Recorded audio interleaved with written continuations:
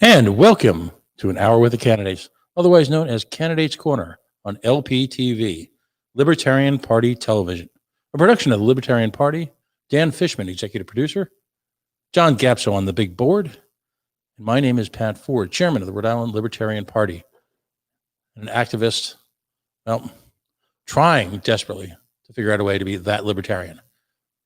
Yet, as we've seen on the show over the past few moments, there are so many great candidates and activists who literally on a daily basis amaze us. One of those folks is joining us tonight. He is the pride of Hampton, Maine.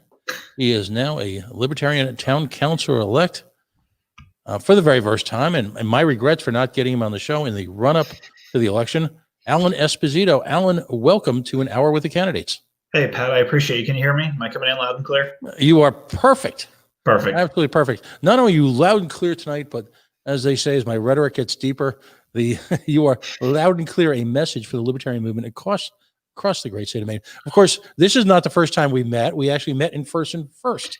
That's kind of a libertarian record, if you will. Normally, we get to know each other virtually, literally every ounce and every part of our lives, and then somehow we meet in an awkward moment in some meeting somewhere. But we met in Maine. Yeah, you left out the part where we skipped over who argues who's the real libertarian and who's not a real libertarian. So I feel like that was a really important step that was skipped.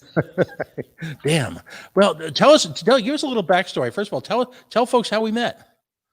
So we met because you had reached out to me that Dr. Mama Jo Jorgensen was coming to Bangor. So I got really excited. And you had put out the 411 that you were a fan of some blueberry wine.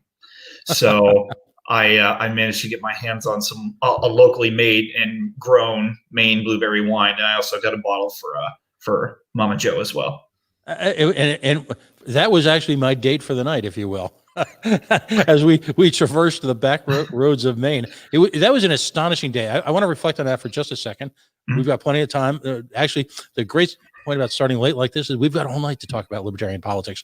But I in the run up to that, I got to know and got to meet people across the state of Maine. And, you know, you talk, listen, there's greatness in all our affiliates, but I was astonished at the spirit, not just at the state level with Jim Baines and the executive committee, but each of the individual political parties.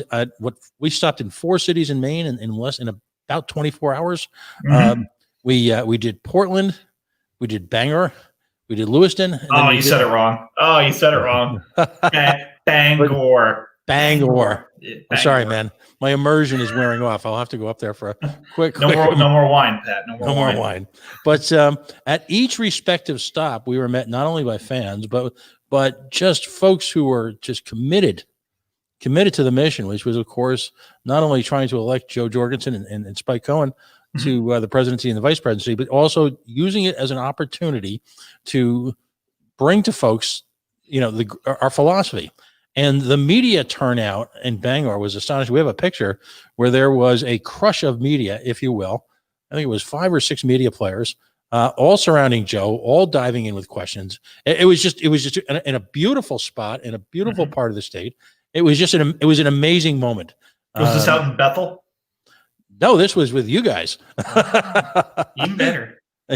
So we had half a dozen media members of Bangor. In fact, but every stop, by the way, in Maine, we had met and greeted by a variety of Maine, the glitterati, if you will, the Maine media. The night before, we were at the Bug Light in Portland, and if folks find themselves in Maine, it is a spectacular location. At sunset, you know, Joe was able to give a stump speech and do the question and answer thing that she got down so well during the campaign. You know, and with the backdrop being the beautiful city of Portland as the skies literally cleared for her, a beautiful sunset, and with hundreds of libertarians surrounding her, you know, cheering her on. It was a great turnout by a great affiliate in a great state. And, you know, that's where like I said, you and I got to connect. Let's talk about you now. You are now a councilor-elect. Tell us a little bit about Hampton, Maine. So Hampden, silent P, by the way. I know it's weird. So Hampden, Maine. It's a beautiful older town, rich in history, right here on the Penobscot River. It's got so much. It's just outside the larger city of Bangor. There's about 8,000 people that live here, and it's just the place that I wanted to call home. So when my fiance and I were looking at houses, we got really excited when we found this one, and we definitely wanted to settle here. I'm from Bangor, the city over, and she's from a town across the river in Orrington. So we're both from right around this area. We know the people. We know the needs of the town, and because obviously we are the need. So I wanted to work to change things. Excellent. What form of government does it have? Because I know there's a variety of approaches in Maine. Let's talk a little bit about your campaign, because you have the most interesting, the most intriguing way of getting elected of any libertarian I've met, and I met hundreds of libertarian candidates. Just by the way, how did you get elected? So I had been informed that the person that I would be running against was, I believe, the sitting mayor. And we had both taken out paperwork, and his was obviously for re-election. And I got mine in, and I was informed that he did not turn his in. I don't know why. I don't know, maybe if he'd been on there a long time. So it could be that. I don't know why, but he didn't run again. So, and there was no declared write-ins. So I wound up winning with 0 contest. Wow. So there you have it. And we're done for the night. We really don't need to talk about any other issues. Folks, if libertarians can simply just run unopposed, it would be easy, right? But here's the thing. That's what the Libertarian Party needs to do, is we need to bleed into the everyday fabric of political society, and we need to start at the lowest possible levels, the lowest forms of government are obviously our towns, cities, and municipalities. So I got tired of just preaching, and I'm the chairman of the party for Penobscot County, and I'm always telling people go, do, and I'm sitting here doing activism, but I want to lead from the front. So I want to say, if I can do this, you can do this, and you need to do this, because that's how we bring about real change. Is not talking, it's by doing. You're so right. I mean, talk about your town government. Had other libertarians run for office, or were you the first one? Did you break new ground?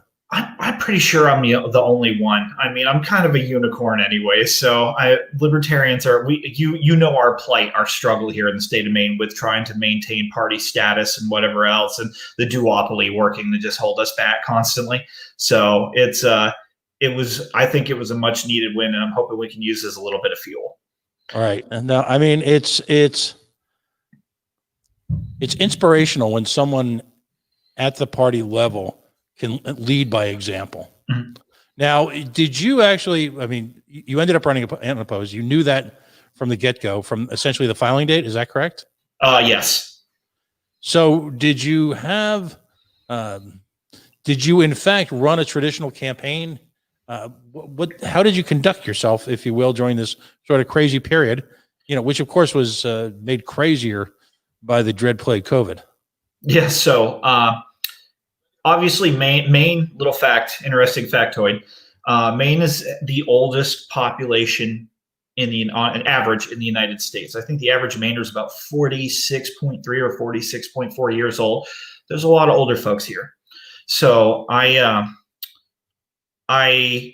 wanted to find ways to approach them. I'm 34. I'll be 35 in a couple weeks. So as somebody as understanding and listening, but not just some snotty younger person that might know more than people lose sight at listening and how to listen and what matters to people.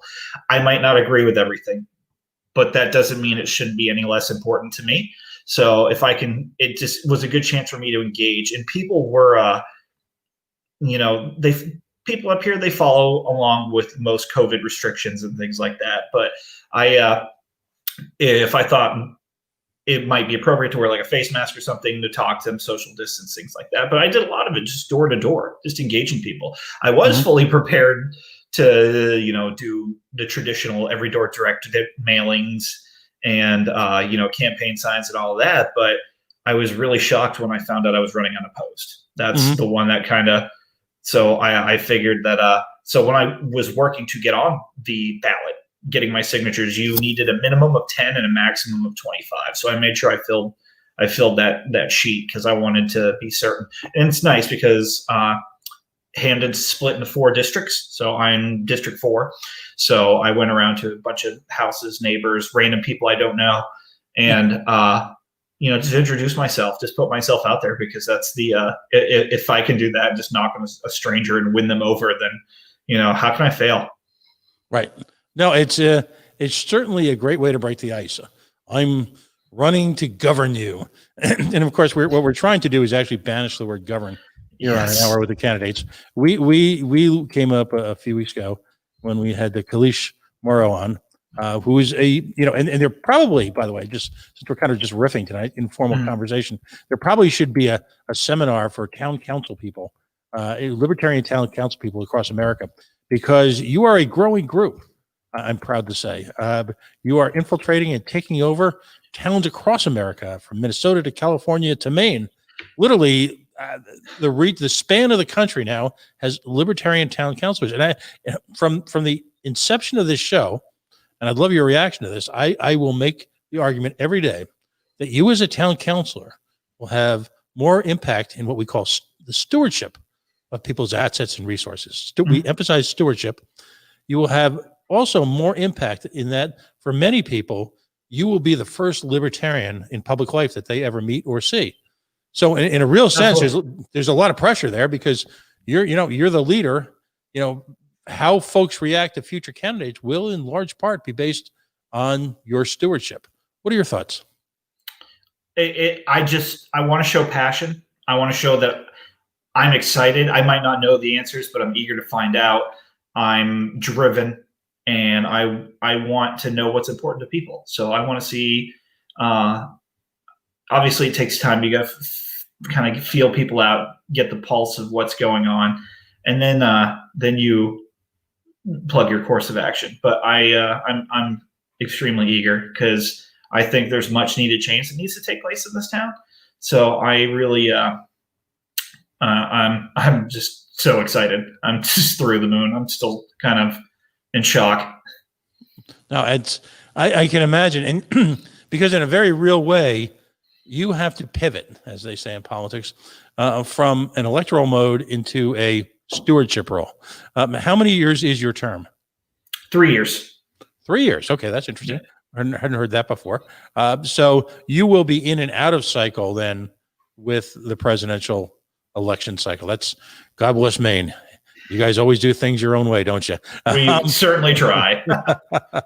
And by the way, that's what was so appealing as we were on the ground in Maine with the Jorgensen campaign, because folks just instantly responded to the sense of independence. Both she projected, your great chairman Jim Baines projected in his speechifying, and folks like you projected to the crowd. It's a natural fit, the Libertarian Party for Maine. Mainers are amongst the most independent, and there's a few hundred-year history of that, by the way. One of the most independent groups of people, because it's a giant state and a giant tribe, if you will. It's funny because it's not really that giant, but you were dead on about how independent we are. It's a state that will, vote to increase spending and bonds and whatever else, but don't touch our guns. We're more gun friendly than Texas. So I'm just amazed at how 180 degrees the state can go. So it's pretty interesting. I think there's a real chance for libertarianism to take hold here. I just wish I wished that the Jorgensen Cohen campaign focused more on Maine, just because also we have ranked choice voting, another thing that makes us truly independent. Right. By the way, I think that sound I heard in the distance was a gauntlet being thrown down to the state of Texas. Just saying. So I was stationed in Texas for 4 years. I got a special place in my heart. I'll always live in El Paso, part of me. Excellent. So let's talk about then the town itself, some of the challenges you're facing.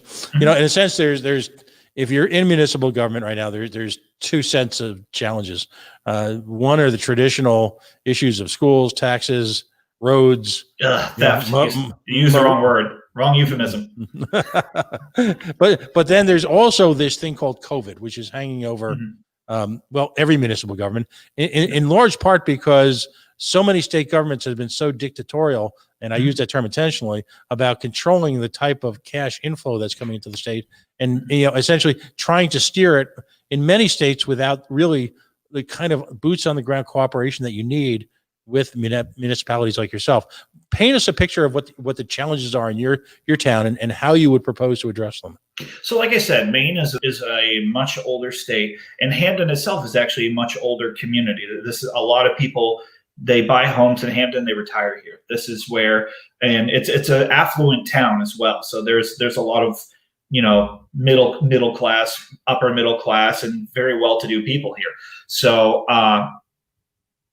these people have seen a lot in their lives, their 50s or 60s or 70s or 80s plus. They've experienced a lot. So trying to make their experience in life, as taking that into account, as understanding as possible, I want them to realize that they have choices that they're going to need to make. If there's a mask mandate, I think that the protections work for those who need them.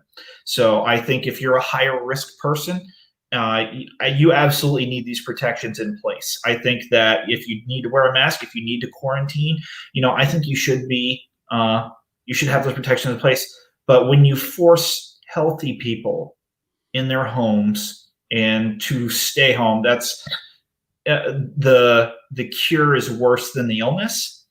And I just think that with all this going on, Maine is run on small businesses as well.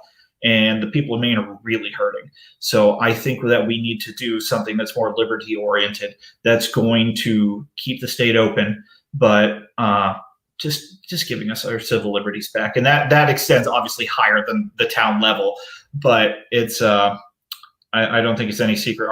Our governor has been in the national news about her mandates and extending the state of emergency and whatever else. So I just think that we really need to just make decisions as adults for ourselves, realize what's going to be the best protections for ourselves and our families. And that's the plain action. You need to leave the decision making to families, the individual.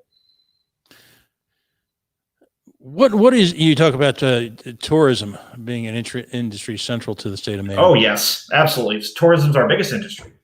Now, folks of us that, in the time, by the way, for the state of Rhode Island, Maine's a really big state. Okay. Okay. Okay. You're what, 35 by 70, something like that miles? 35 miles by 70 miles? We're basically Portland to Freeport or something like that. So you're a big guy for us. Okay. How are people starting to chafe, if you will, under the restraints of this government? And, so many folks from around the country think of coastal Maine as a tourism destination. They may not realize just the sheer unrivaled beauty of Maine in central, particularly up into northern Maine. Folks who did sort of the leaf tour with Joe that day on that Saturday afternoon got a spectacular view of Maine at arguably one of possibly the nicest weekend of the year. Oh yeah, I was in contact with Kate Prather, and she definitely was just astounded at how beautiful our state is. Right. I mean, and so, as we rolled across Maine, some of us in a relaxed sort of casual format, me at 80 miles an hour, trying to beat the tour bus from hell, if you will, to the locations. but again, so talk about northern Maine tourism and how northern Mainers and central Mainers are reacting to this catastrophic shutdown. I mean, other states, it's mostly because other states, they have travel restrictions or quarantine regulations or whatever else. People are scared that if they come to Maine, they might have to go home and quarantine for 14 days, or they don't have the income to come to Maine right now because they've been laid off, or their business is closed, or whatever the circumstance, they're not working. But it hurts tourism so bad. There's beautiful, beautiful lands and places to see in Baxter State Park. I mean, up towards northern Maine, Mount Katahdin, in that area. I just wish that, again, leave it up to the individuals to decide what's best for them and their family. So if you go, I'm big on consent.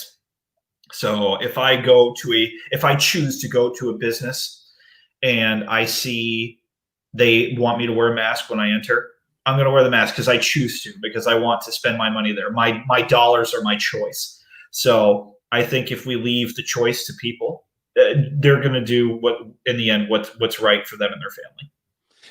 And you make a wonderful point, because really consent is, of course, necessary at two levels.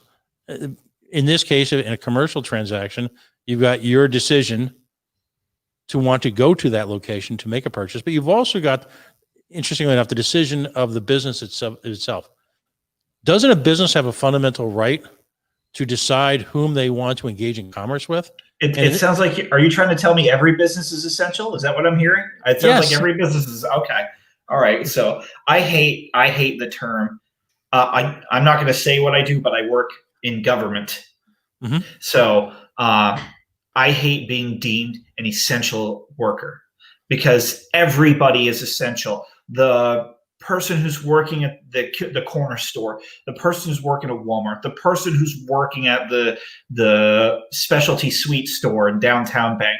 If it's your business and it's your livelihood, everyone is essential. I absolutely hate that. It drives me batty.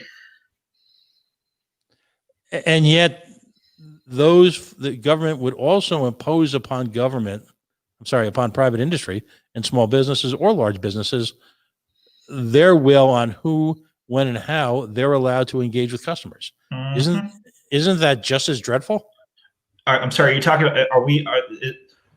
Oh, I'm sorry. I thought we were in Venezuela for a minute. I was freaking out there. I thought we were talking about socialism. My heart was hurting. Yeah, no, it's really sad and it's wrong. And but let's also be real. Not everybody has the money to go and file lawsuits against the state for such government overreach. I don't think there's enough attorneys in America right now to fight all of these lawsuits for government overreach into private industry. And that's essentially what this has become. It's become a squandering of the lower and middle class, and the elitist, cronyist I won't use the word corporatist.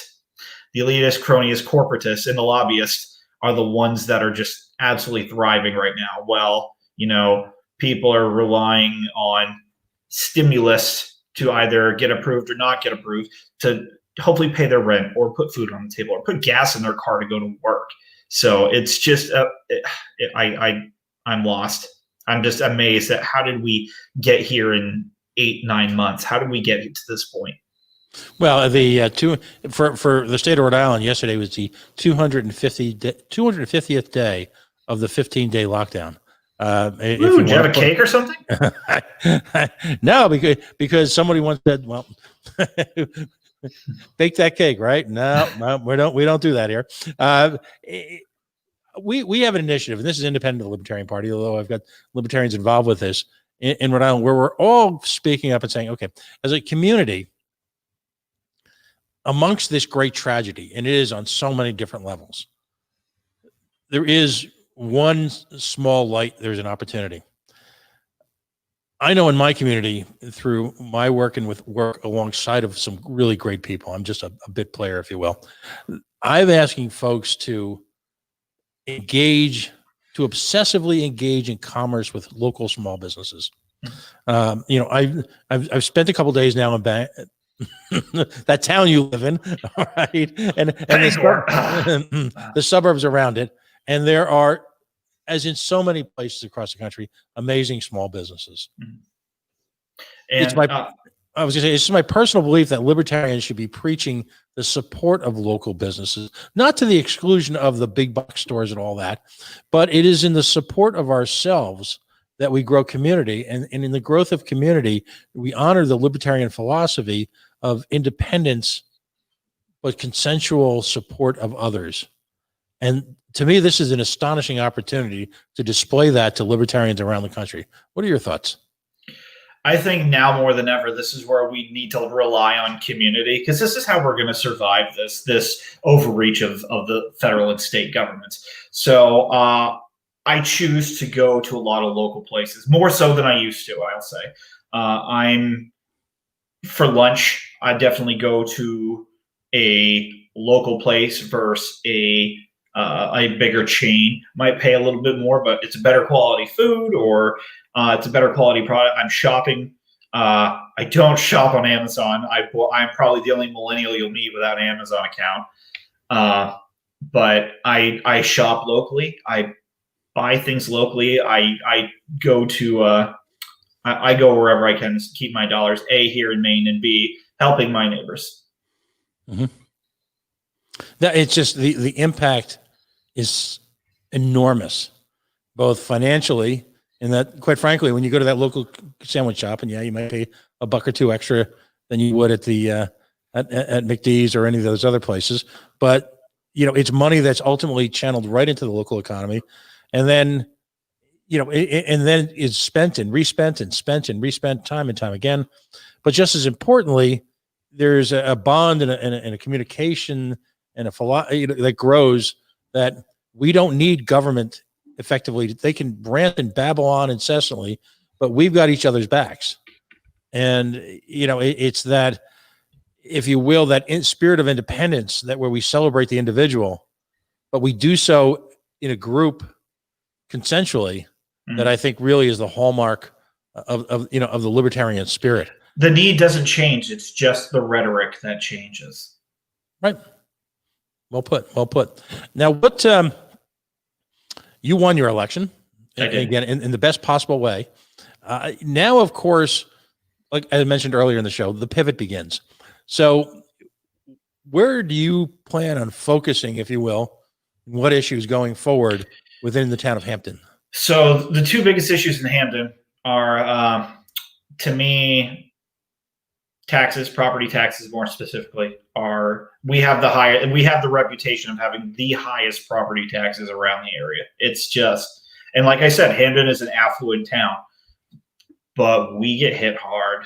We get hit real hard on property tax. And with that, in hopes of that, curbing spending, but also our town is, I think it's about 26.5 million in debt. Mm-hmm. I would like us to pay down our debt and increase the town's credit rating, honestly.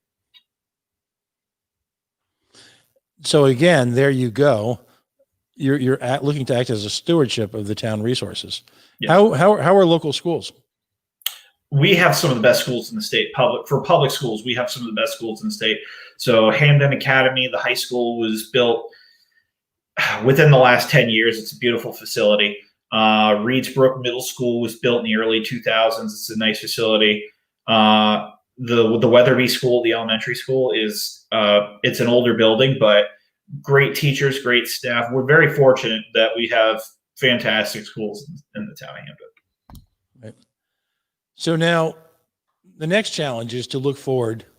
And for so many libertarians, this is almost heretical to say, but there's a very real potential that you'll look to get reelected. And one of the areas of focus in this show is sort of the practical, the pragmatic side of being a candidate. Now you find yourself elected to political office. What role or what projects or what type of outreach will you do as part of your stewardship, which will maintain sort of that element of a continued candidacy? Oh, Lord. I was hoping I'd get a question like this. I was hoping. So I am huge into transparency. Like I said, I work in government. I work for the federal government.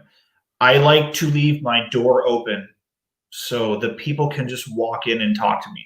I'm a bureaucrat, but I'm representative of the people and the people's needs. I'm accessible to them. I need to be accessible to them. And I want people in the town of Hampden to see exactly what I'm doing all the time, exactly what's going on, and what their dollars are being used for. Every year you get a yearly report and things like that, but people don't always see their dollars in action. So I want them to really understand what's going on with their money. And if they have questions, ask. The worst question is the one not asked. I want people to be understanding. Local government can be very just very tumultuous, just like a presidential election.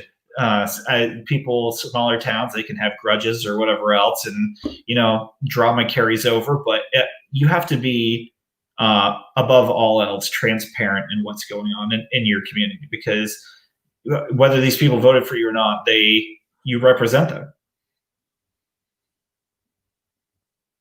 Do you see yourself engaging in fundraising, as well, again, 3 years from now, will you see yourself essentially building some sense of a political organization in town, so not only they can support your efforts to educate the public in a transparent manner about how the libertarian philosophy affects municipal government, and also as a way perhaps to get other libertarians elected? I will fund my own campaign. So I think that, especially now, we're in the era of COVID. Asking people for money is a really hard thing to do, and I was willing to fund my own. If I was actually going to have a hard-fought campaign, I was willing to pay for it out of pocket, just because I can't go to somebody's door I don't know what their situation is. I'm not going to ask them for money. So I'm going to do it myself, because that's just how I am. The hard way or the highway. But I'm fortunate enough that I can do that. So I won't be asking people for money for fundraising, but I will ask for support. I will ask for their vote, and I will ask for them to engage, ask questions. Engagement's huge, and I love engagement. I love people asking questions, even if I don't know. Even if I'm gonna make them mad and give them a wrong answer, I'm going to engage you. Excellent. So that same as if you were an elementary school teacher, you would say to elected officials, put your listening ears on. You've got your listening ears on through your candidacy. You've got your listening ears on now. You've got your inside voice that you'll use, and you're going to routinely engage. You will not sit back like so many folks in municipal government who, once they're elected, see themselves as the institution, not working to support the very folks who really make up the institution, the individual taxpayers. I'm very excited because the town of Hampden is not like that. I sat in on a town hall meeting this last Monday, and granted, I was only there as a constituent until I'm brought in January, but I was very excited at how animated a couple of the councilors got over a particular issue. So they really, they really went to bat for it. So people do their homework, and I'm glad I'm going to be on the council with a lot of intelligent and caring people. Excellent. Excellent. Well, again, congratulations. Where can folks find you on the web so they can reach out to you, get ready to support you in your efforts? Give us the background here. Okay. So add me on Facebook, Alan Esposito. I take friends requests from anybody. I don't discriminate. Add me. I will answer questions whenever I can. I'll talk to you. I have the Penobscot County Libertarian Party Facebook page as well. I manage that one. So I'm always posting information, events, and memes. I was one of the meme generals in Mama Joe's meme army. So I was on the front lines there trying to make a difference. And also, I'm a really lighthearted guy. I love having fun. I love to laugh, and I love poking fun at myself as well as everybody, because that's the most truest form of interaction is just being able to make fun. So I have my own meme page as well. It's called Homegrown Memes That'll Haunt Your Dreams. Go ahead and add me there. And I like making people laugh. I mean, we have lived in such a tumultuous time, we've got to be able to smile at something. So yeah, those are the three ways to find me. Also, can I do one more shameless plug? Absolutely. So I'm announcing here that the Penobscot County Libertarian Party is getting an OnlyFans page. Because libertarians believe in self-ownership of their work and their bodies, and sex work is legitimate work. So we are starting a Penobscot County Libertarian Party only page. So the information for that will be when it's up, hopefully in the next 2 or 3 weeks, will be posted on the Penobscot County Libertarian Party Facebook page. So I've done a lot of research on this, and I'm pretty sure we're the only political party that's going to have an OnlyFans page. So it's going to be, we're putting our money where our mouth is as far as our beliefs. Outstanding. And how, by the way, one of the things I did want to ask you is that the Penobscot affiliate, if you will, is a growing, vibrant organization. That's before I even knew you had an OnlyFans page. But where can folks find out if they'd like to come to a virtual meetup or a real meetup, or what do you guys got going on there? The Facebook page. We have a lot of. We're still doing in-person ones, so we're understanding what COVID restrictions are going on right now, and we've found places that we can be socially distanced and be up to the required amount of people or the mandated amount of people. And we have a pretty good turnout, honestly. We do a lot of stuff. We interact a lot with Young Americans for Liberty, Ron Paul's group. So we got a lot of the YAL guys and gals from UMaine who come to the meetings, and they're very, very pro-liberty, and they're hungry for freedom. So we're very fortunate here in Penobscot County to have a really active party base. And they were an outstanding presence throughout the state of Maine during that whirlwind few days when they were everywhere. Jorgensen campaign came through. So kudos to them.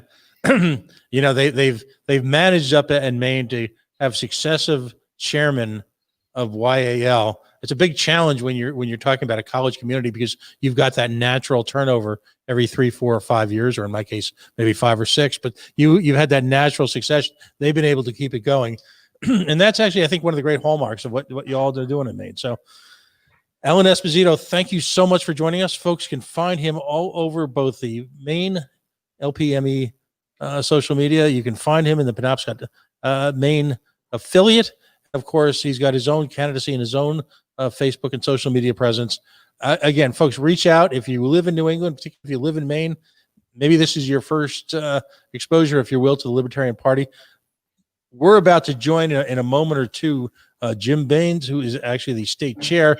Big doings in Maine, as there are in so many states in the country. But for now, Alan, thank you so much for joining us. Hey, Jim, I'm glad you got dressed up for the occasion, buddy. Do we have Jim live? Can we bring Jim? Hey, I just want to make one observation. I want you to keep track of how many times Jim says "long story short." Okay, I challenge to the viewers. Keep track. We're going to try and this is an interesting technology. We're going to try and Jim, can we bring him in live onto the show? Hang on there for just a second as we make a thank God I have John Gapso here as we make a rather elegant segue into our next session. By the way, folks, if you're just joining us, you are listening to An Hour with Candidates, also known as Candidates Corner on LPTV, Libertarian Party Television. This is, in fact, a product, if you will, a project of the Libertarian National Committee. Dan Fishman is our executive producer. My name is Pat Ford. I'm from Rhode Island. I've been blessed over a number of years to be the chair of the Rhode Island affiliate, as well as an activist in a variety of libertarian efforts. I love this party. I love the energy that's coming out of states like Maine, and it's an outstanding opportunity.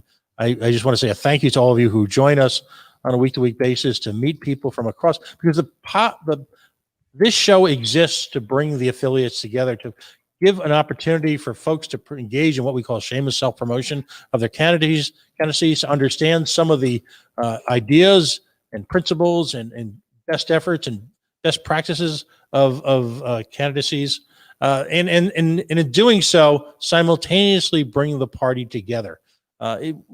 What we've realized on this side of the camera, this side of the mic, over the last year, it's reinforced the notion that an affiliate in Maine and in the Penobscot area of Maine has some of the same challenges, if you will, as Kalish Morrow does, who is in really in the center of California. Jim, do we have you live now?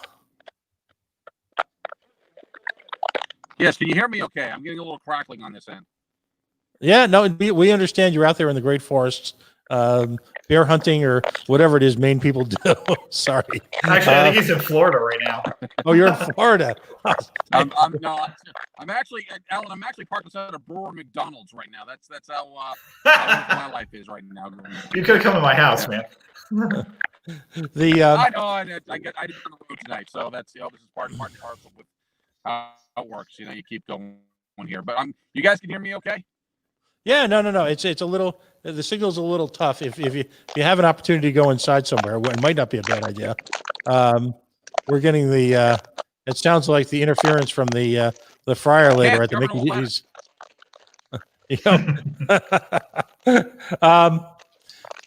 Jim, first of all, Jim Baines, he's the chair of the Libertarian Party of Maine. Welcome to the show. Thanks for joining us tonight. What you guys have are facing a big challenge as a result of some skullduggery by the Maine legislature and indoor the Maine government. We'll get into that in a minute or two. But what I'd love to have you do is give us a little bit about the Maine Libertarian story. As I've mentioned a couple times on the air, I got a great opportunity to meet a significant part of the affiliate community of Maine as we did that sort of barnstorming tour across Maine. But tell us the Maine Libertarian story, how many affiliates you have, and a little bit of the history of the party. Okay, so the current history of the party is that we are an unrecognized party as far as the state of Maine goes, and it's basically due to some pretty nasty legislation done by the duopoly here in Maine, and I'll start from the beginning here. Back in 2016, the legislature, the Republicans and Democrats, passed a law that recognized the Libertarian Party of Maine for a brief period of time. But in order to become a permanently recognized party in the state of Maine, this is what you have to do. Number one, here's the easy part. You got to sign a letter of intent for 10 people. Big deal. Okay, you can do that right after Election Day. It only takes 10 people. You sign off, and then you have to go on and get people registered. You have to have 5,000 people registered by the end of the first year, and then by the end of the second year, which is either a gubernatorial or a presidential election, you have to have 10,000 people in your party voting, not just registered, but also voting, and voting for whoever they want.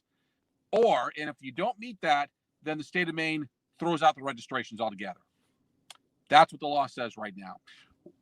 Last year, in 2018, we had 6,000 registered libertarians tossed out altogether due to this law. And the Secretary of State, a very nice man, Matt Dunlap, told me, he told the legislature, guys, we're going to get sued over this, you realize? And they basically told him, well, that's your problem. And they've made it his problem. They've made it our problem too. So we're in the middle of a court battle with this right now. We've had a couple, preliminary injunctions that didn't go our way.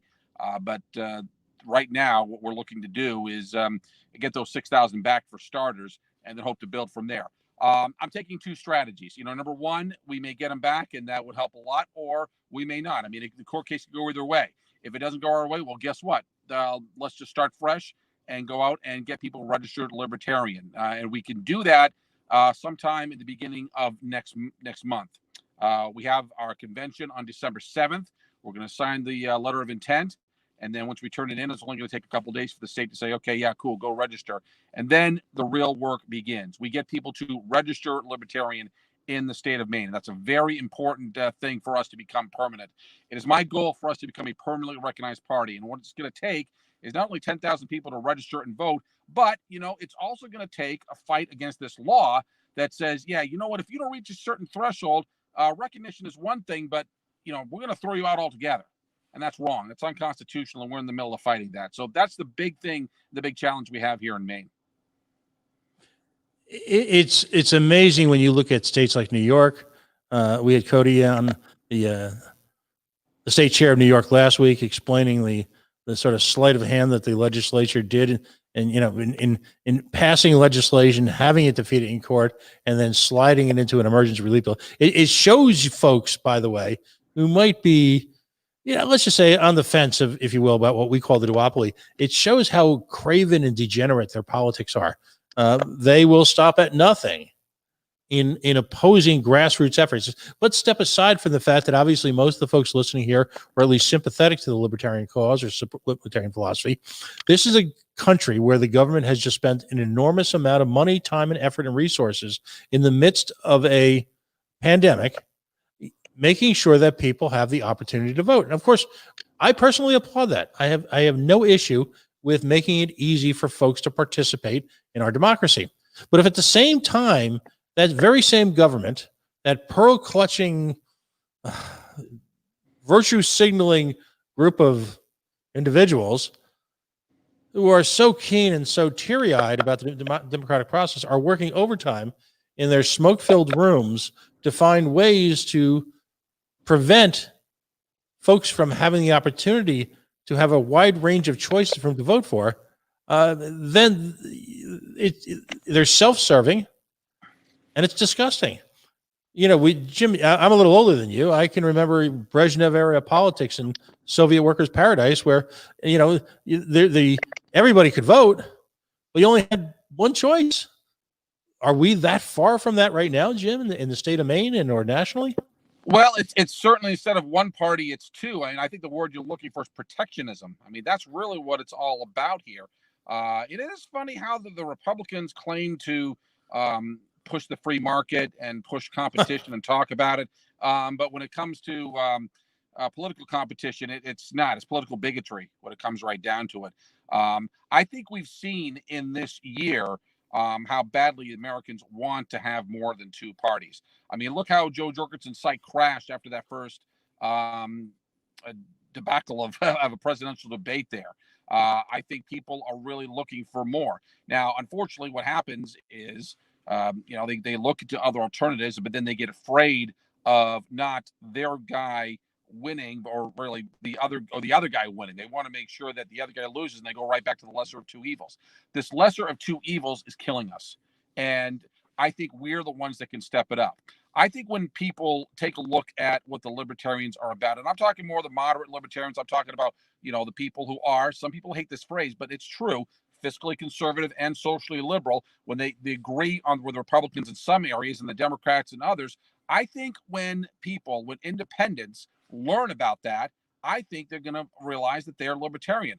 I didn't know I was libertarian until 8 years ago when Gary Johnson ran the first time. That's when I looked into it and saw, oh my God, there's more than two options. There should be more than two options. Personally, I think this is the greatest bit of growth for us. I think the greatest opportunity is to be pragmatic. The greatest opportunity is to say, hey, wait a minute, there's a lot of things that the Republicans and Democrats are doing wrong here. No one's saying anything about it. The debt being the number one at the top of my personal list. And what are we doing about it? Well, guess what? I think there's something we can do. I think we can let people know that, guess what? There's another option. Libertarian is an option, and you may be a libertarian all along and not know it. I think that's our biggest room for growth right there.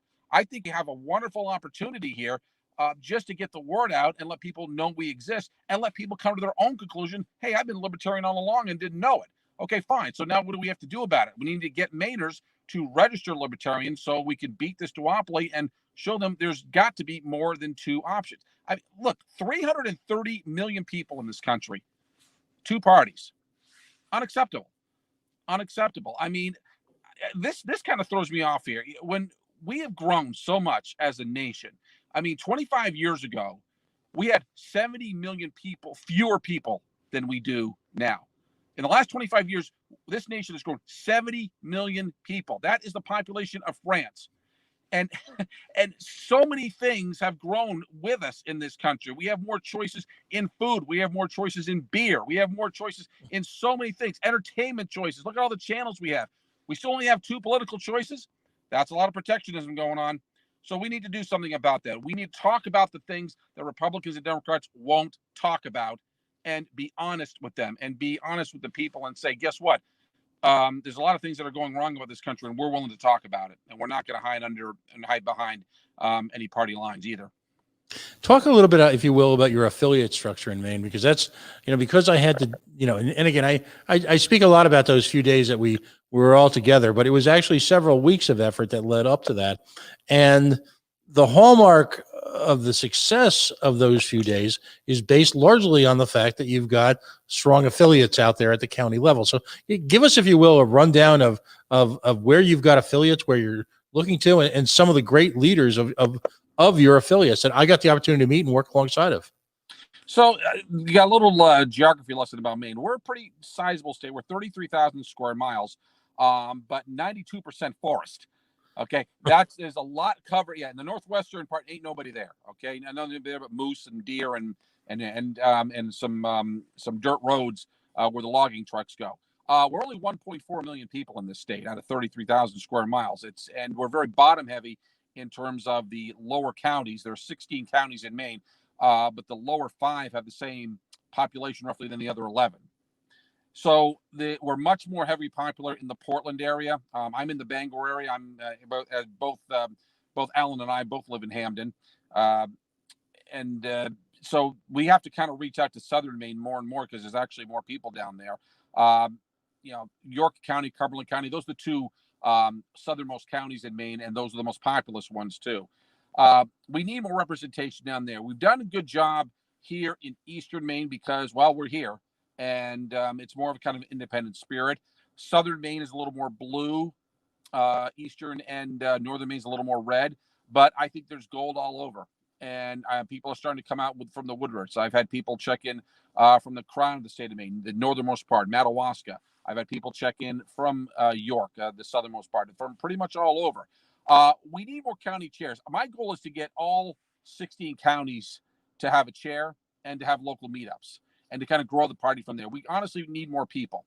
I've said before that there's 3 things that the state of Maine, that the Libertarian Party of Maine need in order to grow. We need better organization, better structure, and we also need money. Let's just be honest about that. And also better outreach. Okay, that's really the third thing. But all that to happen, we need more people.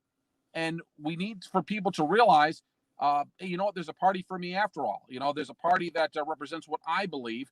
I believe some of what the Democrats believe. I believe some of the Republicans believe, but overall, I'm a libertarian at heart, and that's where I belong. So we need to go out and find the libertarians here in Maine. I'm sure we can find a lot more than 10,000 in there, but it's going to be up to us to get the word out there and to speak up and let people know that we're here, and you can rely on us to put the word out. So which counties do you have affiliates in right now? Right now, it's about half. I'm not gonna bore the viewers with going down the list here, but well, I'll tell you what. For people looking in, yeah, we do need the 2 southernmost ones there, York and Cumberland County. Those are the most populous ones there. We also need, if people outside of Maine have heard of Bar Harbor, that's Hancock County. We do need some. So about half the people in. Or should be half the counties in Maine are covered, but we could use the other. But even if they are covered with a chair, we still need more people. What I recommend, if you're in Maine, you want to reach out, please email me at chair. This is an easy one to remember. chair@lpme.org and say, how can I get involved locally? What's also great about this year we've learned from COVID is that we can meet online. Now, it has been easy for us to get together. We're a large state, and we before this year, before the Zoom meetings, we had to go all over the place to kind of find a central place to meet. We don't have to do that anymore. In fact, we can reach out to people now using Zoom. Now, we don't want to use it all the time. I would like to personally have quarterly meetings in person once this COVID thing subsides a little bit here. And even if it doesn't, it's the chances of catching something, if we're all safe, I think we're going to be okay. But I think we can use technological tools to help reach out to people and talk to people. But what I recommend is, thank you very much. There it is, chair@lpme.org. That's LPME, Libertarian Party of Maine. And we can help you find, if there's already local meetups, we'll help you get with them. If there aren't any local meetups, maybe you can start one, or you can just, if you're more comfortable meeting online with us for the time being, that's great too. We have a convention come up. We'll talk more about that. How much do you look forward to the time when, both on a national and a local basis, we as the party hardcore, the boots on the ground, if you will, can focus on issues as opposed to, if you will, having the opportunity to even be a party? Yeah, that's my priority is making sure that we get party recognition sometime in the next couple of years. That's where my mindset. I honestly have more minds on that, and let the constituents reach out and talk about issues here. We've got several people who are issue oriented and want to put their time and energy into that. They want to put their time and energy into no-knock warrants, or they want to put their time and energy into various other things, legalization, or I should say, the decriminalization of drugs. They want to put their time and energy into full legalization and acceptance of hemp. We do have legal marijuana right now, but the whole thing was very slow to move forward. But yeah, honestly, my job, as I see it, is to find more libertarians. Let people know we're here, we're organized, and you can reach out to us, and we want to find more. We want people to know what libertarians are, and you know what? And that's another thing too. Let's go back 4 years and we talked about the Gary Johnson campaign. That was where they had the highest number of votes for any libertarian 4 years ago. 65% of the nation had not heard of Gary Johnson. Can you imagine that? 65% of the nation had not heard, and he had, the highest libertarian votes ever. So can you imagine what would happen if even half of those 60? Yeah, let's write to 35 or 40. That other 35, or even just 40%, not even the whole 65%, had heard of them. How much more that we could do?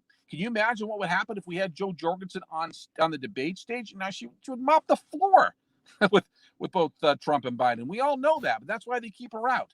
So I think the first thing we have to do is let people know what libertarians are. That you don't have to agree with all of the tenets of that, because nobody does. Let's just be honest about that. And basically, if you are someone who does agree with, being a maximum amount of freedom, and that means having the rights of you and all of your friends protected. And let's just take it a step further. I'll say it. Some people hate this, but it's true. It's fiscally conservative, socially liberal. I'm a believer in that. I'm a believer. I believe that can help us grow more than anything. I know some people don't like that description, but you know what? That's the description that is going to help this party grow statewide and nationwide. I think just that simple knowledge is going to help people know who we are. And I think that's the biggest thing. Just let people know what a libertarian is. There you go. A call to arms, if you will, from none other than Mr. Jim Baines, the highly energetic, laser-like focused chair of the Libertarian Party of Maine. Again, congratulations to everyone in Maine for a great effort. I got to meet folks during the petitioning period, then moved on through the election. Where, by the way, is the convention you're going to have on December 7th, is that going to be in person or will that be virtual? Yeah, it will. It's going to be a hybrid. We are going to have it in a very small convention center in Old Town, Maine, which is about 20 minutes north of Bangor. It's owned by a pair of libertarians who have done Bonnie and Galen Young, who are outstanding people who are letting us use this place. And of course, now the state law says we can only limit 50 people right now. So for the sake of convenience and for the sake of, kind of reaching out, this is going to be a hybrid. It will be online. You can follow it through our Facebook page. We'll have a link right there on our website, which is lpme.org. Cheyenne, I totally agree with you. I mean, this is the duopoly that's kind of running things right now, and that's what we have to stand up to. I honestly think we just need to find other libertarians, and sometimes we have to get out of our comfort zone for that, and that's not an easy thing. There are a lot of people out there that are libertarians and do not know it. That's what we're all about. So I think one thing we've learned from this year is we can use more hybrid forms, and we can have people from the comfort of their own home watch these conventions, watch these meetings, and realize, oh, that's what we're all about here. That's what libertarians are. How do I become one, and what can I do to fight this duopoly? And so a lot of them never even heard the word duopoly. But they realize that the two-party system is an absolute mess. It's holding us back. So this is what we're up against.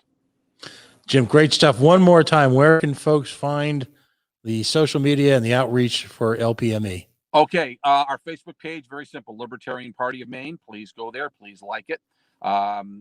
We talked about, we also have county pages, and Alan is doing a fantastic job as the Penobscot County chair. Let's talk about that. Our webpage is lpme.org, but that's lpme.org. We're in the process, like so many other parties or state parties, of kind of transitioning that. We're, I'll just say it out loud. We're getting off at Nation Builder soon. We're going to go over to something that the National is provided, but it's a process. It takes some time. It takes a lot of energy, and it takes a lot of volunteer hours too. So that's where we are right now. I'm a bigger fan, quite frankly, of our Facebook page. And once again, that's Libertarian Party Maine. I strongly encourage you to follow that and like that, because that's where all the fresh material is. You know, that's Mhm. where social media is for the most part. I would go to the Facebook page and just search Libertarian Party of Maine. That's us. Outstanding. Well, thank you so much for joining us. And I know it's late up in the northern reaches of the northern climes. I'm sure there's a little bit more than of a chill in the air up there. Interestingly enough, for folks who haven't been to Maine, Maine's beautiful all the time, even in the deepest, darkest recesses of winter. It's a stunning place to vacation and or move to. So I think every libertarian should put it on their bucket list to get up to Maine, whether it be the coast or north central Maine, the lake, wherever. It's an outstanding place to visit, and I feel privileged to count so many LPMainers as friends now. So, Jim, thanks so much for joining us, and keep us apprised. You know, we're the nature of this show is we're kind of reassessing what we're going to be doing in a non-electoral year per se. As the year moves along, we're going to look towards candidacies that are emerging for the next cycle. There will be some candidacies this year, and we want to hear about them from folks because we want to give candidates an opportunity to engage in what we lovingly call here shameless self-promotion. But we're going to reach out every week to a different affiliate and give them the opportunity to do their own little infomercial as to the challenges they're facing in the electoral process, the challenges they're facing organizing, and some of the issues that they've run into and they've considered important. And we want to discuss the successes.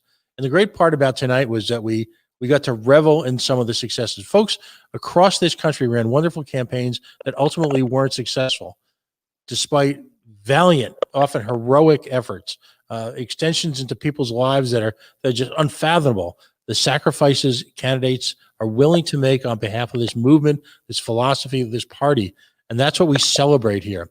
But it's great when someone like Alan manages to crash through that glass ceiling, if you will, and emerge victorious. So what I want to close on tonight, in addition to thanking the folks from Maine for joining us, is let's celebrate those successes. In difficult times, in challenging times in this country, both politically and on so many philosophically, so many different levels, with a pandemic, with everything that's going on with our body politic, let's look at the Allens and just celebrate and revel in their successes, because whether you worked on Allen's campaign or candidacy or not, if you're an activist, you had some small part of his Kalish success and the growth of so many great candidates across the country. Every one of us is part of this. And when we recognize that, we'll emerge even stronger. So thanks for joining us tonight, folks. You've been listening to, well, depending on what you call it, an hour with the candidates or Candidates Corner on LPTV, Libertarian Party Television, a project of the Libertarian National Committee. Dan Fishman, executive producer. John Gapso on the big board. And of course, my name is Pat Ford. I am privileged to join you every week. We'll see you next Friday. Same bat time, same bat place, same bat station. 9:30 Eastern time with a candidate in a state ready to talk. Let's talk politics. Have a wonderful week. And folks, have a wonderful Thanksgiving. We have so much to be thankful in this nation for. We have so much to be thankful as a part of this emerging party and philosophy. Again, let's celebrate our graces and revel in the opportunities. Have a wonderful evening.